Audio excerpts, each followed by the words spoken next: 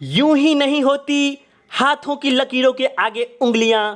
रब ने भी किस्मत से पहले मेहनत लिखी है। तो दोस्तों, मेहनत करना हमारा काम है और उस मेहनत का फल देना ऊपर वालों के हाथ में है।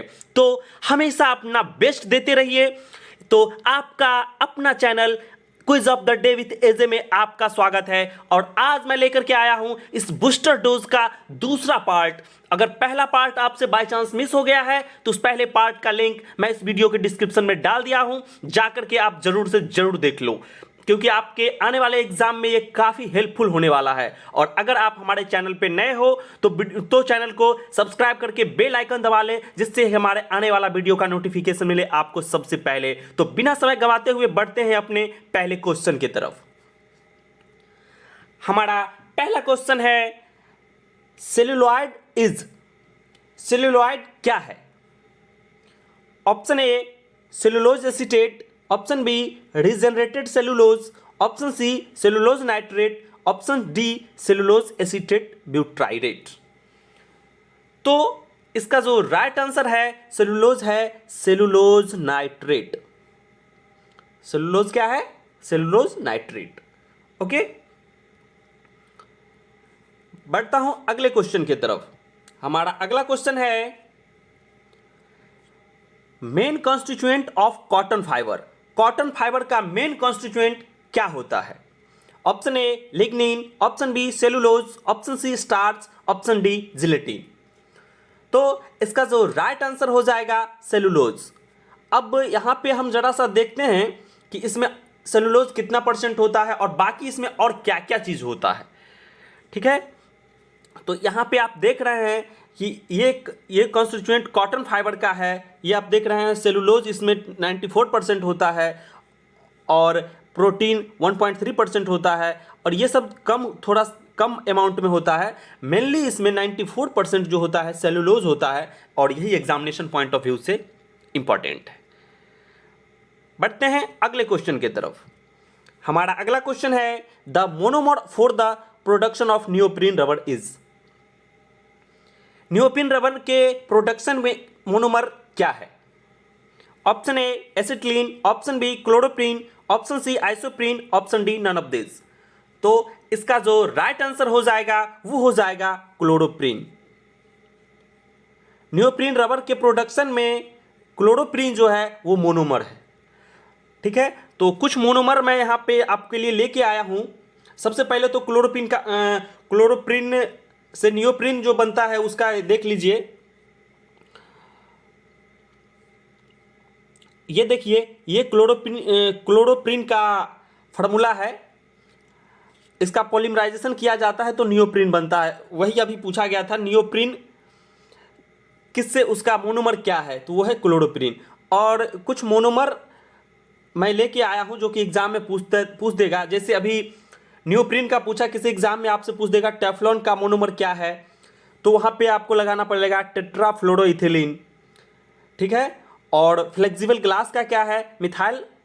मेथाक्राइलेट। और लोन का क्या है? ग्लिसरॉल और पैथेलिक एनहाइड्राइड। ब्यूनाइस का क्या है? स्टाइरीन। तो ये सब आपको याद रखना पड़ेगा, क्योंकि हो सकता है आपके एग्जाम में मैचिंग करके भी ऑप्शन दे देगा। इसे ही सारा ऑप्शन इधर उधर करके दे देगा और ऑप्शन दे देगा कौन सा सही है।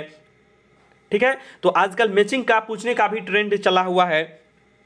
तो एक एक इसको आप याद रख लीजिए, नहीं होगा तो आप कॉपी कलम पे लिख लीजिए, ताकि एग्जाम देने जाने से पहले एक बार आप अपने उस कॉपी का रिवीजन कर लीजिएगा। आप कुछ मत कीजिए, आप जितना भी हम क्वेश्चन बताते हैं सबको आप नोट करते जाइए और एग्जाम देने से पहले आप एक बार उसको देख लीजिएगा। उसका बेनिफिट आपको एग्जाम में नजर आएगा, डेफिनेटली नजर आएगा।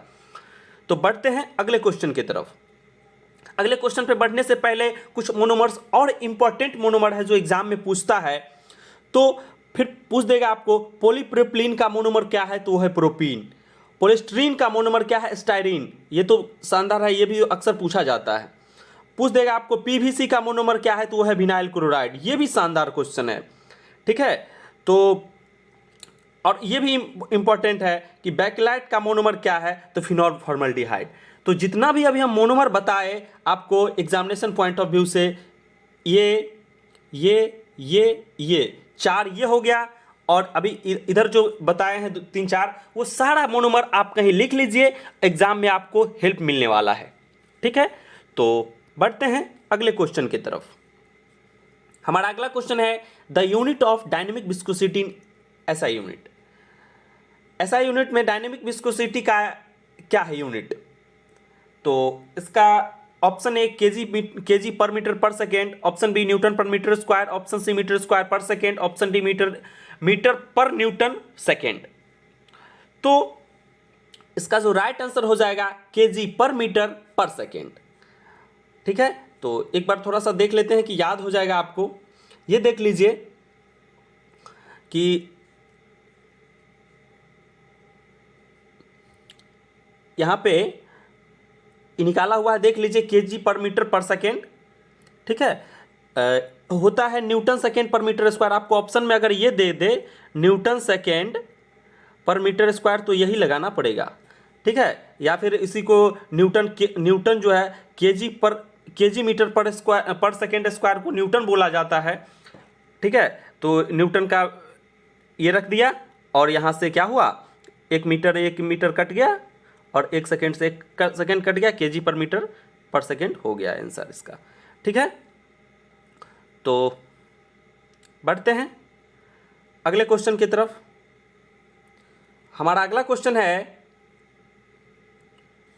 The most economical flow control valve for use with large diameter pipe is ए।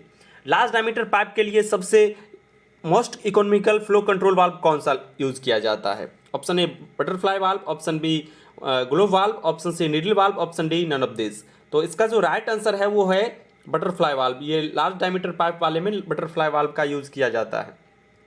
और आपको दिखा देना चाहता हूँ कि पाइप में ये लाइनों में इस तरह से लगा हुआ होता है। ठीक है, ये बटरफ्लाई वाल्व है, ये हैंड ऑपरेटेड है और ये मोटर ऑपरेटेड है। घबराना नहीं है, इसको पहचान लीजिए, यहाँ से पहचाना है, लाइन में पूरा फिट रहता है।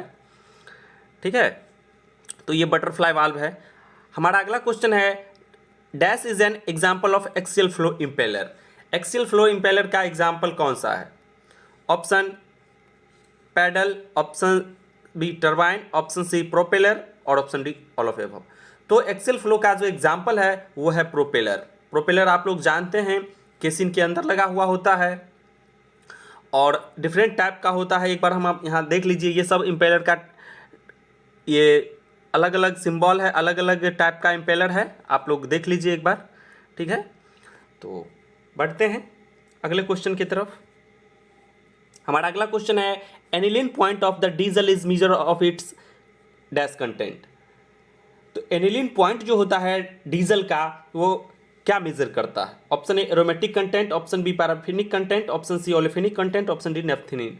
तो एक्चुअली क्या है कि ओपी गुप्ता में कहीं कहीं दूसरा ऑप्शन दे देता है, तो आप हमेशा कंफ्यूज कर जाते होंगे। आज के बाद आपको कभी डाउट ही नहीं रहेगा और हमेशा आप सही मारेंगे।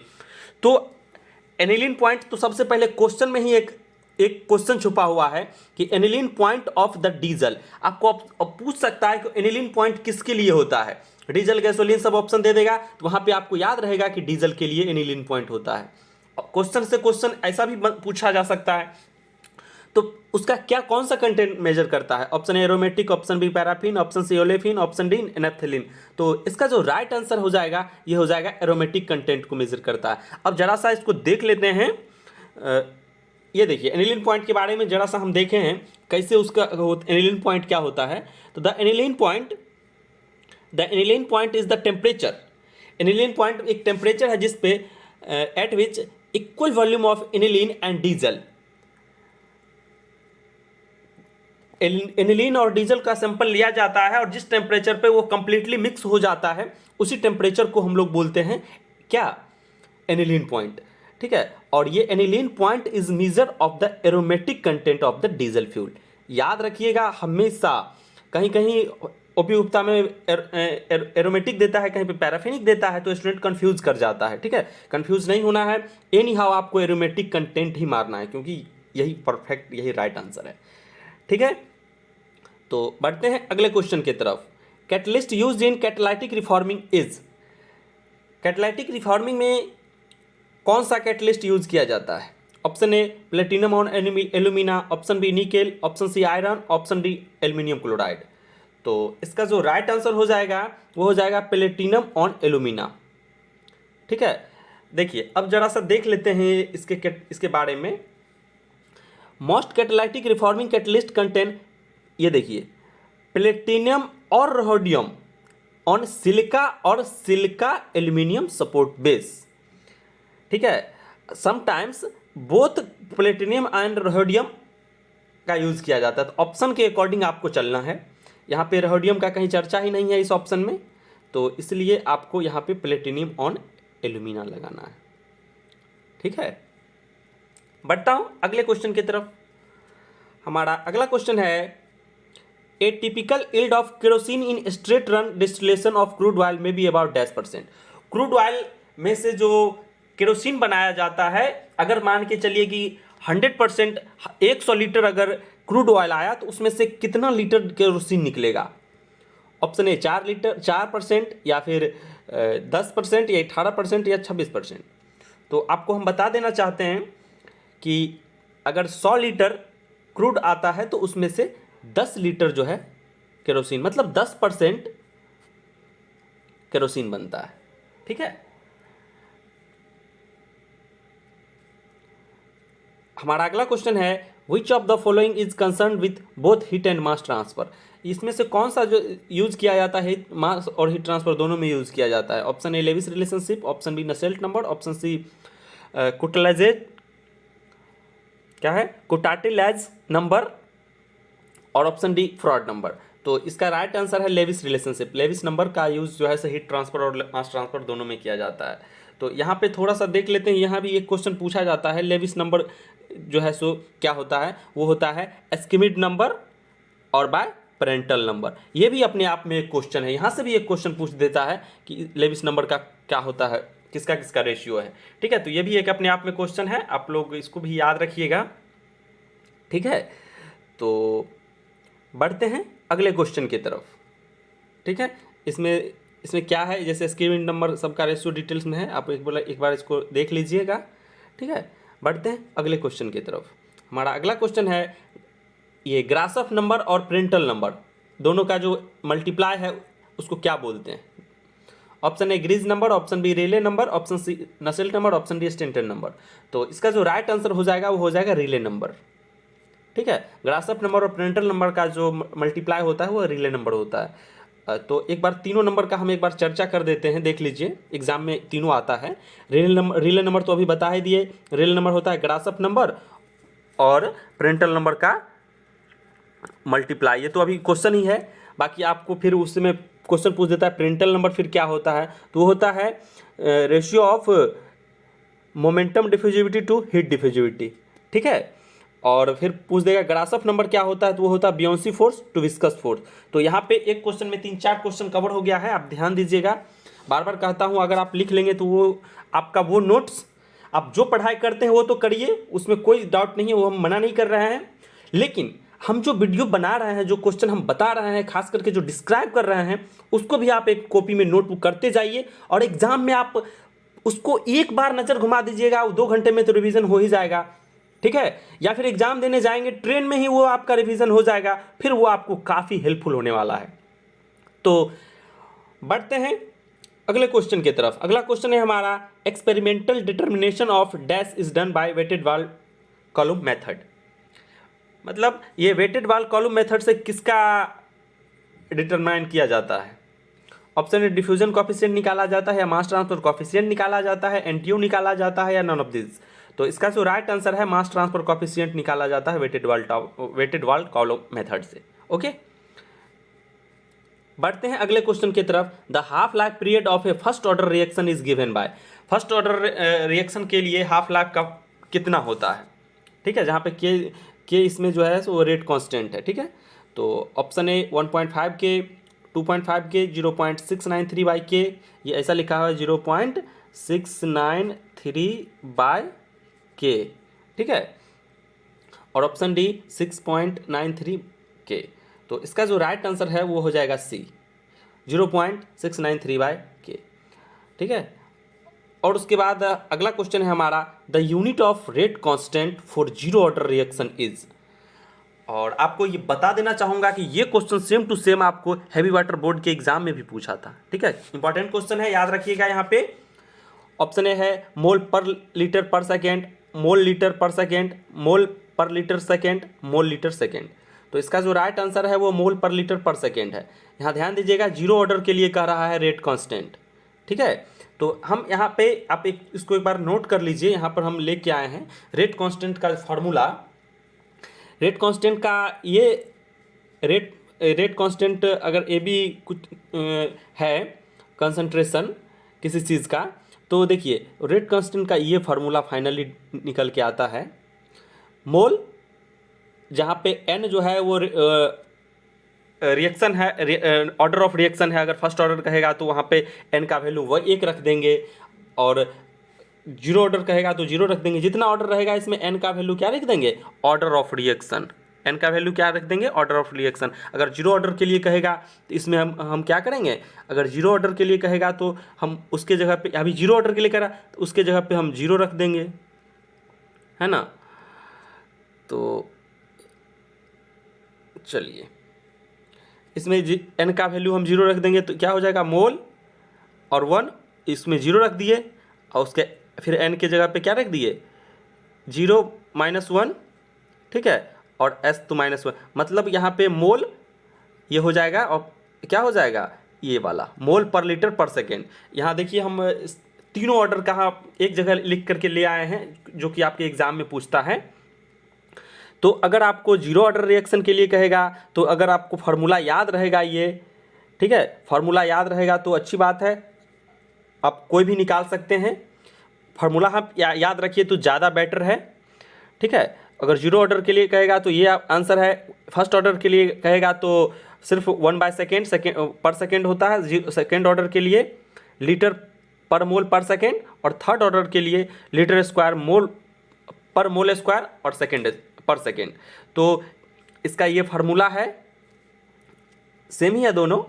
आप इसको फार्मूला को याद रखिए। आप कोई सा भी ऑर्डर का रेट कांस्टेंट निकालने के लिए बोलेगा तो आप निकाल सकते हैं। तो यहाँ से क्वेश्चन तो आने का ज़्यादा चांस है। तो बढ़ते हैं अगले क्वेश्चन की तरफ। हमारा अगला क्वेश्चन है, the chief constituent of vinegar is.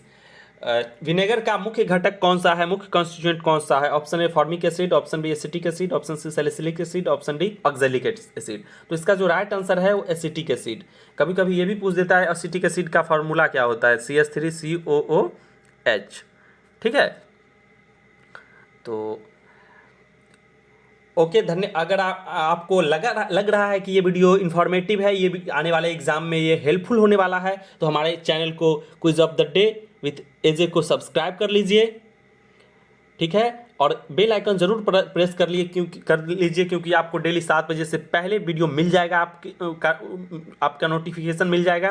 उसको लाइक कर दीजिए, कमेंट कर दीजिए, और हो सके तो अपने दोस्तों को शेयर भी कर दीजिए, ताकि उसका वीडियो का फ़ायदा उसको भी मिल सकेगा। धन्यवाद।